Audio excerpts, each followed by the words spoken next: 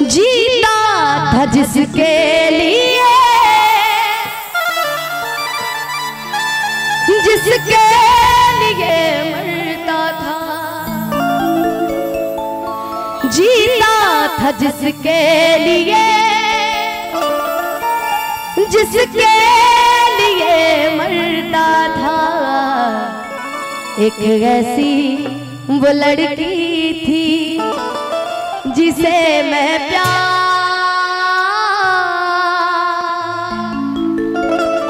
करता था। लेकिन अब के नौजवान का जब दिल टूट रहा है तो वो एक ही गाना गा रहा है कि हम करी प्यार तो हंसे तूता सजा देलू, कि हम करी प्यार तो हंसे तूता सजा देलू। तहर दिल हक चार्जर कहीं लगा लूं, तहर दिल हक चार्जर कहीं लगा लूं। हम करी प्यार तो हंसे, हम करी प्यार तो हंसे तूता सजा देलू। जिनका दिल टूटा होता है ना वो मुस्कुराते बहुत गजब है। जिनका दिल टूटा होता है जैसे हमारे मुन्ना जी, इनका दिल 97 में ही टूट गया था, आज भी मुस्कुरा ही रहे हैं कि हम करी प्यार तो हंसे तूता सजा देलू।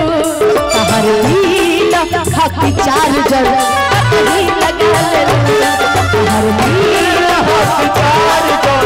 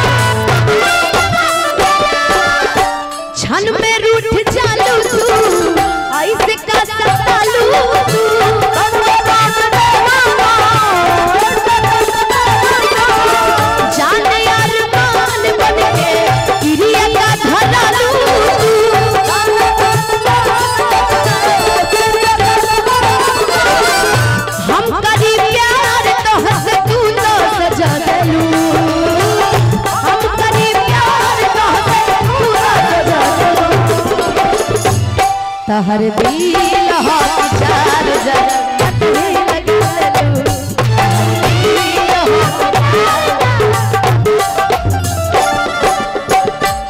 आइए आते हैं मेन मुद्दा, मेन गाने पे। हमारे मैं क्या बोलूँ, आज इतना खुश हूँ आप सभी को देखकर।